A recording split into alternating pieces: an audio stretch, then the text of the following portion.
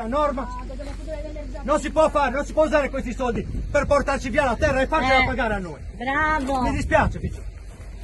Quindi, questa cosa non va di seguire, non va di trapallare.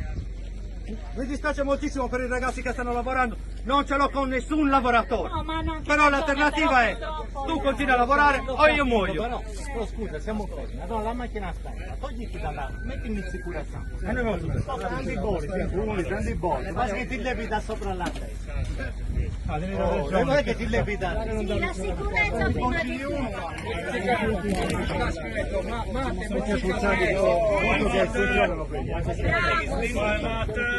Perché anche voi ci siete per la vergognosa questa situazione, ragazzi, cerchiamo veramente di vergognosa. sicurezza È una tutti. vergogna, tutti che eseguono gli ordini, non c'è nessuno che si prende una cavolo di responsabilità, nessuno che si prende la responsabilità. Perciò andate a casa, le aziende che stanno lavorando qua, andate a casa, scavate altre cose, trovatevi altri lavori, ma il vostro lavoro non può essere la nostra morte.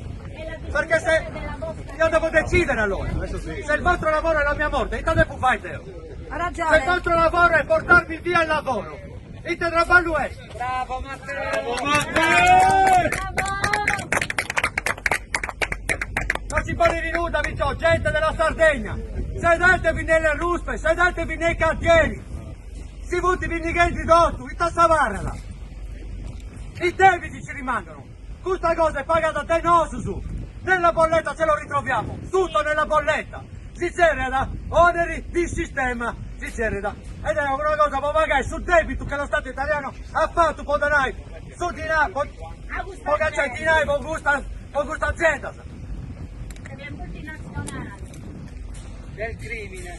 Bravo. Multinazionali del crimine. Sotto l'egida dello Oh, se Dio, qualcuno c'ha acqua. Se c'è una voce di AEG. No, neanche il colpevole italiano. Ehi, grazie. No, se no mi sarebbe fare un lavoro. Quel cappellino Matteo. Non si piega, se cosa significa? Popoli nel mondo.